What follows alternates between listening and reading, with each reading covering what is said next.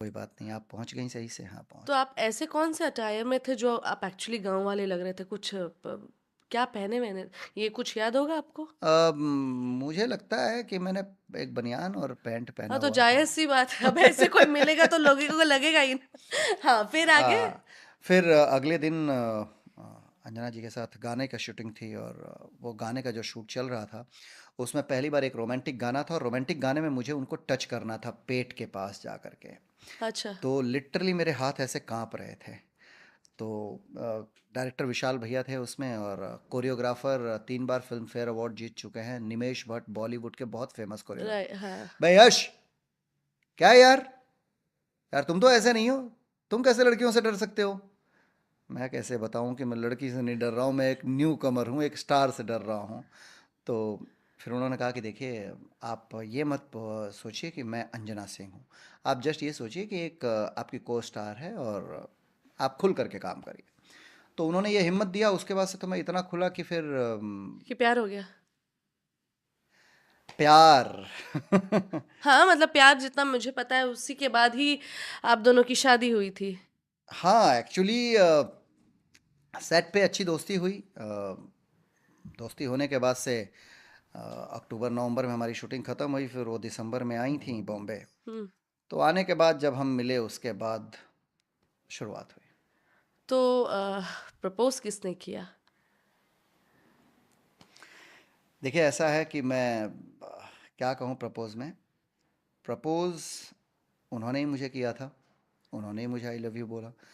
अ, कुछ सही कहूँ तो सॉरी टू इंटरप्ट, पहले तो ऐसा कौन-सा आपके अंदर चार्म था कि आप जब मसाज भी करवाते थे, तो लड़कियाँ आपको डेट के लिए पूछती थी? आपने पहली फ़िल्म ही की जिसमें आपको मैं स्क्रीन पे दिखा दूँगी कि इनका फ़ोटो एक्चुअली कैसे लगते थे वो। तो उस लुक में भी क्योंकि अंजना सिंह इतनी बड़ी स्टार थी तब उस वक़्त पे और आप एक न्यू कमर थे, तो सामने से प्रपोज़ल आया तो ऐसा कौन-सा आप चार्म बिखेरते थे? I would love to know. वो चाम आप अपने आप से पूछिएगा। देखिए, वो बात की बात आएँगे हम, पहले जो सवाल पूछ रही हूँ उसका जवाब दीजिए आप। तो आप लोगों का ये सिलसिला कैसे शुरू हाँ, हुआ? तो वो जब शूटिंग ख़त्म हो करके वो अपने दूसरी शूटिंग पे चली गई और मैं बॉम्बे चला आया, चूँकि मेरी कोई फ़िल्म तो रिलीज़ हुई नहीं थी। जी, तो एक्चुअली शूटिंग जब ख़त्म हुई तो चूँकि मैं न्यू कमर था, तो मेरी पहली फ़िल्म का शूटिंग कंप्लीट हुआ था और वो उस समय की सबसे busiest actor of the Bhojpuri film industry थी वो। 1 साल में उन्होंने 14 फ़िल्में एक अभिनेत्री के रूप में किया था, तो मेरी शूटिंग ख़त्म हुई, वो दूसरी शूटिंग पे चली गईं। बॉम्बे आने के बाद हम लोग मिले और मिलने के बाद पर उनको शायद मैं अच्छा लगा, इसलिए उन्होंने मुझे आई नहीं, पर लव यू बोला। जितना मैं जानती हूँ कि तब आप चौल में रहते थे और भोजपुरी की इतनी बड़ी स्टार, तो वो क्या घर पे आती थीं? देखिए, चौल का प्यार से कोई लेना देना नहीं है, हाँ, प्यार तो कहीं रहने वाले से हो जाता है। हाँ, मैं म्हाडा के एक छोटे से चौल में रहता था हुँ। और वो चूँकि एक बड़े बिल्डिंग में रहती थीं, पर क्या पता शायद मेरी कुछ चीज़ें उनको अच्छी लगी हों जिस वजह से उन्होंने मुझे प्रपोज़ किया, मुझे आई लव यू बोला। एक बार उन्होंने मुझे कहा था कि पानी पूरी खाने चलते हैं, तो मैंने कहा ओके, तो बोले मुझे जुहू लेके चलिए। मैंने कहा ठीक है। तो लोखंड वाला कॉर्नर पे मीरा बिल्डिंग है, तो हुँ, वहाँ मैं अपनी मोटरसाइकिल से पहुँचा था और वो कार से आई थी। तो बोली कि कार में चलिए, मैंने कहा नहीं जी, मेरे पास कार नहीं है इसलिए मैं कार में नहीं बैठूंगा।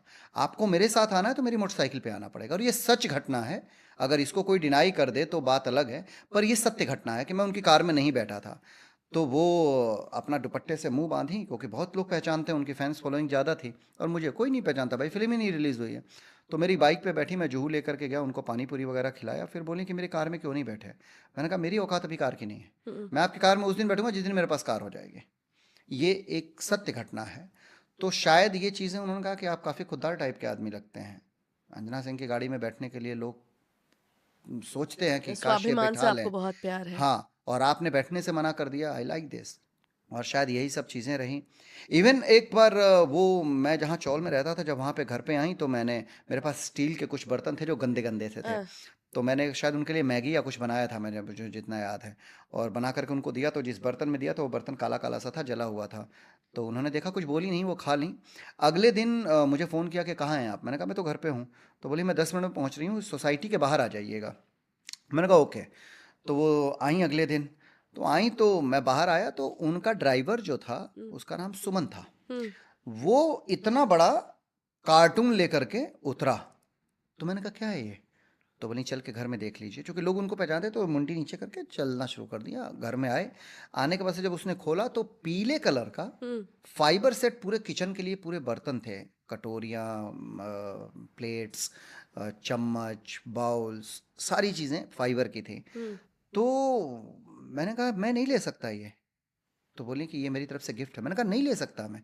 वजह क्या है कि मैं जो हूँ उसमें, अगर आपको कल मैंने स्टील के उसमें खाने को दिया और शायद आपको अच्छा नहीं लगा, तो आप ये लेकर के आई हैं, तो मैं नहीं ले सकता हूँ। मेरे पास जो है अगर वो आप एक्सेप्ट करते हैं तो ही मैं रह सकता हूँ पास में। मैं बड़ा नेचुरल आदमी हूँ, मैं बड़ा नेचुरली तरीके से ही रहता हूँ। ये मेरी हकीकत है, और इस हकीकत को अगर आप एक्सेप्ट करते हैं तो ठीक है, अदरवाइज मैं नहीं ले पाऊंगा। तो बोले कि नहीं, अब लाई हूं तो लेकर के तो नहीं जाऊंगी। तो मैंने कहा तो फिर आप इसका प्राइस बता दीजिए, मैं प्राइस दूंगा। अच्छा, हाँ, तो 4,600 रुपये का था वो। हाँ। उन्होंने प्राइस बताया और मैंने वो प्राइस दिया उनको। तो उतने पैसे ऑलमोस्ट आपके पास मतलब आ गए थे, मतलब कमाना शुरू कर 2012 दिया की था बात आपने। है ये। उस समय मतलब मैं योगा से मैं एक्टर बनने के बाद भी योगा सिखाता था। ओके, हाँ, तो मैं करीब 20,000 रुपये महीने कमाता था उस समय।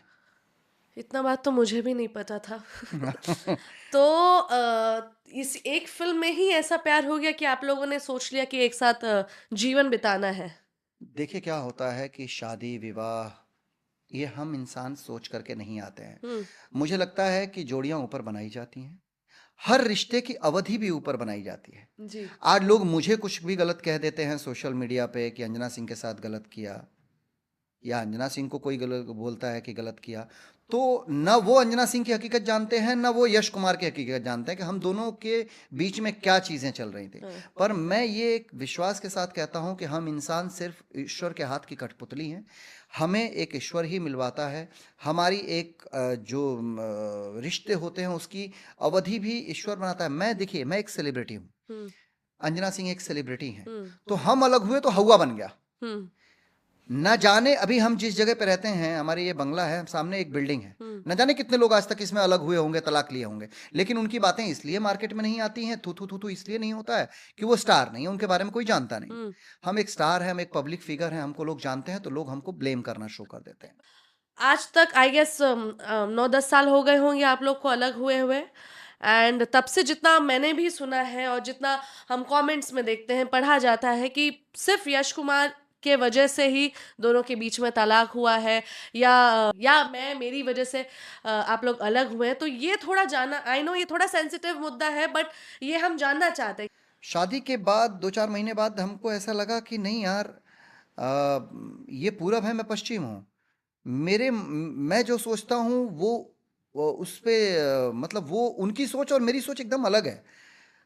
मैं अगर पूरब हूँ, वो पश्चिम है, मैं अगर धरती हूँ, वो आकाश हैं। मतलब दोनों ऐसे हो गए थे कि जो कभी मिल ही नहीं पाए। तो यहाँ यश कुमार गलत थे। नहीं, अ, दोनों गलत थे या दोनों गलत नहीं थे। हाँ। या तो वो मुझे नहीं समझ पा रही थी, या मैं उनको नहीं समझ पा रहा था, या हम दोनों एक दूसरे को नहीं समझ पा रहे थे। तो प्रॉब्लम्स ये क्रिएट होना शुरू हो गया। हुँ, उस प्रॉब्लम्स में मैं डिस्टर्ब रहने लगा। मैं समझता हूँ, पर इन सब चीज़ के जिम्मेदार हम ही लोग हैं। हुँ, सब भूल करके हम अपने रिश्तों को अच्छे से चलाते हैं। फिर हमने अपने रिश्तों को अच्छे से चलाना शुरू किया। इसी बीच में हमें मेरी पहली बेटी हुई। पर शायद ईश्वर को मंजूर नहीं था हमारा साथ में रहना। बच्ची होने के बाद भी जो हमारी सोच थी वो मैच नहीं खा रही थी। और आखिरकार हम दोनों ने बैठ करके ये फैसला लिया कि हम दोनों एक दूसरे के लिए नहीं हैं, हुँ, तो हम अलग हो जाते हैं। और शायद मैं बताऊं आपको कि ये दर्शकों को लगता है, दर्शक उल्टा सीधा बोलते हैं, दर्शक उल्टे सीधे कमेंट्स करते हैं, पर शायद तलाक लेने के बाद हुँ। शायद मैं और अंजना सिंह पहले ऐसे पति पत्नी होंगे जो सोशल मीडिया पे आकर के गंदगी नहीं किया, बदबूदार नहीं बनाया। इवन मेरी तरफ से तो कभी मैंने कोई इंटरव्यू ही नहीं दिया अंजना सिंह को लेकर के। क्यों? क्योंकि हम अलग हो गए। देखिए, एक सबसे बड़ी प्रॉब्लम्स क्या होती है ना, जो हमारी इंडस्ट्री में बहुत कूट कूट करके भरा हुआ है। जहाँ तक मुझे नॉलेज है कि मैंने बहुत सारे इंटरव्यूज़ किए और बहुत सारे लोगों ने इस सवाल को पूछा और मैंने हमेशा मना किया है। चूँकि आप एक मेरी ये शो निधि मिश्रा का है और उसके साथ साथ आप हमारी धर्मपत्नी भी हैं, तो मैंने आज तक आपको नहीं बताया। इस शो के माध्यम से बता रहा हूँ कि मैं कोई भी झूठ नहीं रखना चाहता हूँ आपके सामने।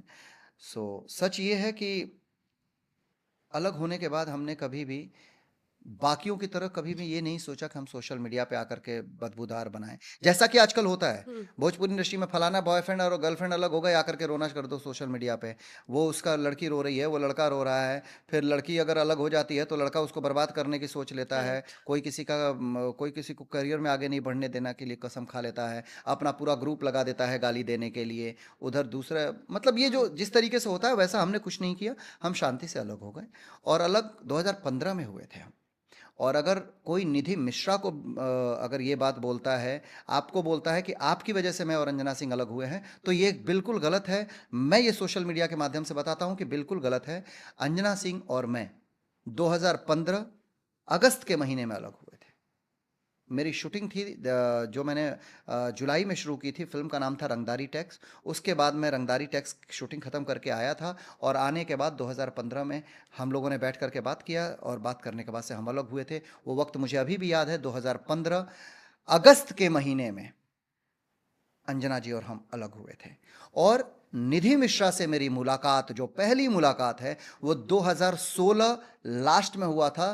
फिल्म मोहब्बत अक्टूबर में। ज़िंदाबाद। फिल्म का नाम था मोहब्बत जिंदाबाद, जो शायद रिलीज नहीं हो पाई किसी कारणवश।